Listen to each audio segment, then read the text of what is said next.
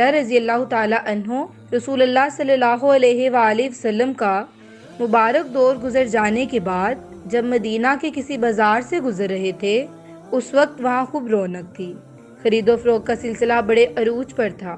یہ منظر دیکھ کر حضرت ابو ہریرہ رضی اللہ تعالی عنہ اسی جگہ رک گئے، کچھ پریشانی کا شکار ہو گئے اور سوچنے لگے کہ یہ سب لوگ کس طرح زور و شور کے ساتھ بس دنیا کمانے میں مشغول ہیں۔ کچھ دیر اسی طرح خاموش کھڑے ہوئے، ان کی جانب دیکھتے رہے اور پھر قدرے توقف کے بعد انہیں مخاطب کرتے ہوئے بآواز بلند یوں کہنے لگے، اے مدینہ والو، کس قدر پست ہمت ہو تم لوگ۔ وہاں موجود سبھی لوگ تعجب سے ایک دوسرے کی جانب دیکھنے لگے اور پھر ان کی طرف متوجہ ہوتے ہوئے بولے، اے ابو ہریرہ، آپ کو ہماری طرف سے کیا پست ہمتی نظر آئی ہے؟ حضرت ابو ہریرہ رضی اللہ تعالیٰ عنہ نے فرمایا، رسول اللہ صلی اللہ علیہ وآلہ وسلم کی میراث تقسیم ہو رہی ہے اور تم لوگوں کو کوئی احساس ہی نہیں کہ جا کر اپنا حصہ وصول کر لو۔ وہ کہنے لگے، اے ابو ہریرہ، ہمیں بتائیے رسول اللہ صلی اللہ علیہ وآلہ وسلم کی میراث کہاں تقسیم ہو رہی ہے؟ حضرت ابو ہریرہ رضی اللہ تعالیٰ عنہ نے فرمایا، مسجد میں تقسیم ہو رہی ہے۔ تب بہت سے تاجر اپنی تجارت چھوڑ کر مسجد نبوی کی جانب چل دیے، جبکہ حضرت ابو ہریرہ رضی اللہ تعالی عنہ وہیں کھڑے ہوئے ان کی واپسی کا انتظار کرنے لگے۔ اور پھر کچھ ہی دیر بعد جب وہ لوگ مسجد سے واپس آئے اور ابو ہریرہ رضی اللہ تعالی عنہ کو دیکھا تو کہنے لگے، اے ابو ہریرہ، ہمیں تو مسجد میں کہیں کوئی میراث تقسیم ہوتی ہوئی نظر نہیں آئی۔ حضرت ابو ہریرہ نے فرمایا، تو پھر بتاؤ وہاں تمہیں کیا نظر آیا؟ وہ کہنے لگے، ہم نے تو وہاں بس یہ منظر دیکھا کہ کوئی نماز پڑھ رہا ہے، کوئی تلاوت قرآن میں مشغول ہے اور کچھ لوگ حلال و حرام کے بارے میں دینی مسائل اور شرعی احکام سیکھنے سکھانے میں مشغول ہیں۔ اس پر حضرت ابو ہریرہ رضی اللہ تعالیٰ عنہ نے فرمایا، یہی تو رسول اللہ صلی اللہ علیہ وآلہ وسلم کی میراث ہے۔ حضرت ابو ہریرہ رضی اللہ تعالیٰ عنہ نے چونکہ رسول اللہ صلی اللہ علیہ وآلہ وسلم کی صحبت و میت اور طلب علم کے لیے خود کو وقف کر ڈالا تھا اور سارا وقت تو اسی کام میں گزر جاتا تھا، کسب معاش کا کوئی سلسلہ ہی نہیں تھا، لہٰذا اکثر فقر و فاقہ، بھوک اور تنگ دستی کا شکار رہا کرتے تھے۔ اکثر و بیشتر جب بھوک بہت زیادہ ستاتی تو کسی راستے میں کھڑے ہو جاتا۔ صحابہ کرام میں سے جب کسی کا وہاں سے گزر ہوتا تو اس سے کوئی دینی مسئلہ یا کسی آیت کا مطلب و مفہوم سمجھنے کے بہانے بات چیت شروع کر دیتے، شاید باتوں ہی باتوں میں اس کے ہمراہ چلتے چلتے اس کے گھر تک جا پہنچے اور پھر وہ گھر لے جا کر شاید کچھ کھانا بھی کھلا دے گا، حالانکہ انہیں اس آیت کا مطلب خوب معلوم ہوتا تھا اور کسی سے کچھ دریافت کرنے کی تو دراصل کوئی ضرورت ہی نہیں تھی۔ چنانچہ اسی بارے میں حضرت ابو ہریرہ رضی اللہ تعالی عنہ فرماتے ہیں کہ ایک بار مجھے بھوک نے بہت زیادہ ستایا، حتیٰ کہ اس روز مجھے اپنے پیٹ پر پتھر باندھنا پڑا۔ پھر میں ایک راستے میں جا بیٹھا جہاں سے اکثر صحابہ کرام کا گزر ہوا کرتا تھا۔ اچانک مجھے ابو بکر رضی اللہ تعالیٰ عنہ آتے ہوئے دکھائی دیے۔ جب وہ قریب آئے تو میں نے ان سے ایک آیت کا مطلب دریافت کیا، حالانکہ مجھے اس کا مطلب خوب معلوم تھا۔ انہوں نے میرے سوال کا جواب دیا اور پھر چلتے بنے۔ میں اسی طرح کھڑا رہ گیا۔ پھر کچھ دیر بعد عمر رضی اللہ تعالیٰ عنہ وہاں سے گزرے۔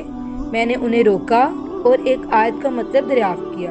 انہوں نے بھی مجھے اس آیت کا مطلب بتایا اور آگے بڑھ گئے۔ کچھ دیر گزری تھی کہ رسول اللہ صلی اللہ علیہ وآلہ وسلم کا وہاں سے گزر ہوا۔ تب میں نے آپ صلی اللہ علیہ وآلہ وسلم سے اس آیت کا مطلب دریافت کیا۔ اس پر آپ صلی اللہ علیہ وآلہ وسلم مسکرا دیے اور اصل بات کو سمجھ گئے، یعنی بھوک کی وجہ سے میری جو کیفیت تھی اسے آپ صلی اللہ علیہ وآلہ وسلم نے بھانپ لیا۔ تب آپ صلی اللہ علیہ وآلہ وسلم مجھے اپنے ہمراہ لیے ہوئے اپنے گھر کی طرف چل دیے۔ گھر پہنچنے کے بعد وہاں دودھ سے بھرا ہوا پیالہ نظر آیا۔ آپ صلی اللہ علیہ وآلہ وسلم نے اپنے اہل خانہ سے اس دودھ کے بارے میں دریافت فرمایا کہ یہ کہاں سے آیا ہے۔ عرض کیا گیا کہ یہ فلاں شخص نے آپ صلی اللہ علیہ وآلہ وسلم کی خدمت میں بھیجا ہے۔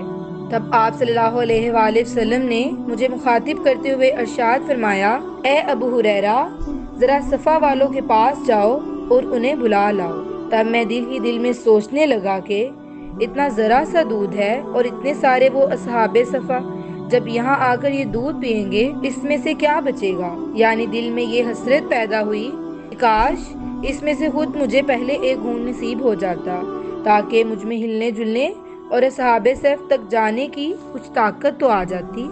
تب حضرت ابو ہریرہ رضی اللہ تعالی عنہ رسول اللہ صلی اللہ علیہ وآلہ وسلم کے اس حکم کی تعمیل کرتے ہوئے وہاں پہنچے اور سبھی اصحاب صف کو بلا لائے۔ اس کے بعد یہ فرماتے ہیں کہ جب وہ سبھی اصحاب صف بیٹھ گئے تو رسول اللہ صلی اللہ علیہ وآلہ وسلم نے وہ پیالہ مجھے تھماتے ہوئے ارشاد فرمایا، یہ لو ابو ہریرہ، ان سب کو پلاؤ۔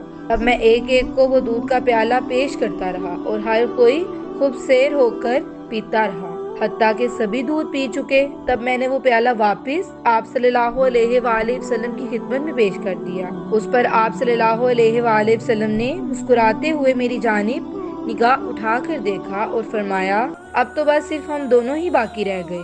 میں نے عرض کیا، آپ صلی اللہ علیہ وآلہ وسلم درست فرما رہے ہیں اے اللہ کے رسول۔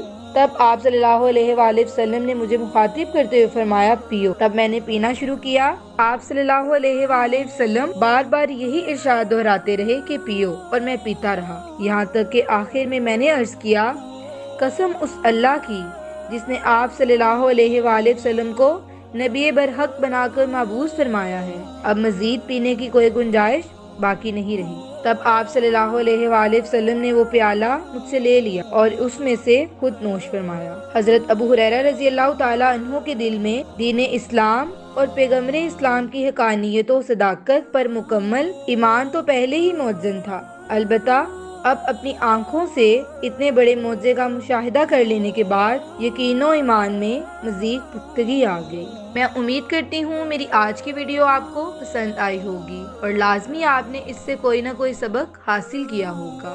اگر آپ کو میری ویڈیو پسند آئی ہے تو میرے چینل کو لائک، سبسکرائب اور شیئر ضرور کریں تاکہ ہر نئی آنے والی ویڈیو کا نوٹیفیکیشن آپ کو آپ کی اسکرین پر ملے۔ اللہ حافظ۔